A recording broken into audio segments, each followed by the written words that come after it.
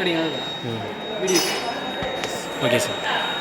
எப்படி ஒரு new program வந்து கிரியேட் பண்ணுறது அப்படிங்கிற பற்றி பார்க்க போகிறோம். சரியா? இப்போ வந்து ப்ரோக்ராம் எடிட் கீயை வந்து ஆன் பண்ணிக்கணும். அடுத்து வந்து எடிட் மோடு செலெக்ஷனில் வந்து எடிட் ஆப்ஷனை செலக்ட் பண்ணிக்கணும். இது எடிட்டில் வச்சு தான் நம்ம ஒரு நியூ ப்ரோக்ராம் க்ரியேட் பண்ணணும் அவசியம் கிடையாது.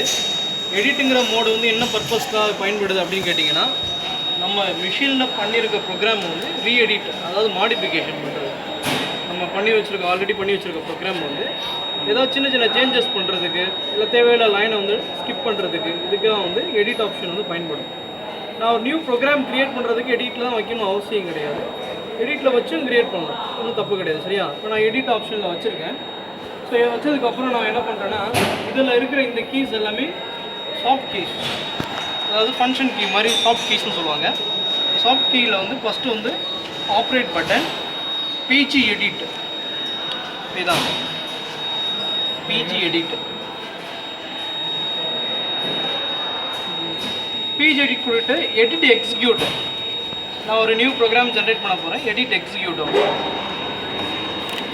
இப்போ ஒரு நியூ பேஜ் வந்து நமக்கு க்ரியேட் ஆகிடுச்சா? இப்போ நான் பாருங்கள், இப்போது 4002 அப்படின்னு நான் கொடுத்தேன்னா, ஆல்ரெடி இதே சேம் நம்பர் இருந்தது அப்படின்னா என்ன பண்ணாது, specify the program already exist, so இருக்குது அப்படின்னு நமக்கு சொல்லுது. ஓகேங்களா? அப்போ அதில் இல்லாத நம்பரை தான் நம்ம கொடுக்கணும். அப்போ நம்ம வந்து என்ன பண்ணுறேன், இப்போ எக்ஸாம்பிளுக்கு நான் ஓங்கிறத அட்ரஸ் ஒரு 5001 அப்படின்னு ஒரு நம்பர் கொடுத்துக்கிறேன். இன்சர்ட் பண்ணும்போது உங்களுக்கு இந்த ப்ரோக்ராமே ஆல்ரெடி இருக்குது. 4005 இன்சர்ட். ஸோ இந்த நம்பர் வந்து இல்லை. புரியுதா? ஸோ அது எழுதிச்சா? ஸோ இதுக்கப்புறம் இதில் ஏதாவது ப்ராக்கெட் ஏதாவது போடணும் அப்படின்னா என்ன பண்ணிக்கலாம், இந்த கேரக்டர்ஸ்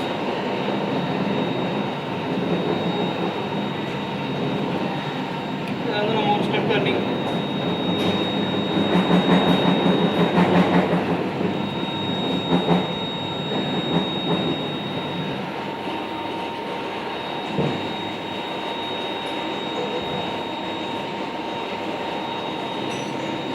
ப்ராக்கெட்டை க்ளோஸ் பண்ணி என்டர்ல ஃபினிஷ். இப்போ நீங்கள் வந்து ப்ரோக்ராம் வந்து டைப் பண்ண முடியும்.